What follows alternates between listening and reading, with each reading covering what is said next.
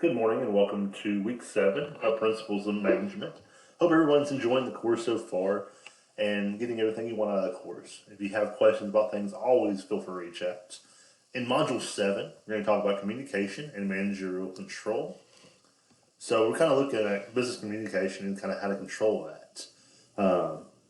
Definitely communication is one of those things that's very, very important in management because if people don't communicate well, then things can get misconstrued and there can be a lot of issues.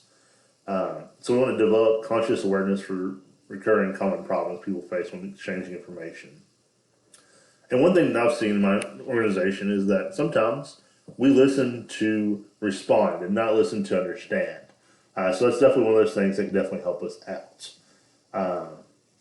This week we're looking at chapters 13 and 14 of the textbook, and we're going to try to get all these different goals, which I'll throw in some additional YouTube videos to try to help out with that. Let me go to the assignments real quick and see if we can see what we got to do this week. So we have a discussion board post, and we also have an assignment that is due this week as well. Like I said before, I'm going to add some introductory videos on this, so you guys have some of that stuff as well. But if you have any questions or need anything from me or want anything else, feel free to let me know. Thanks and have a great day.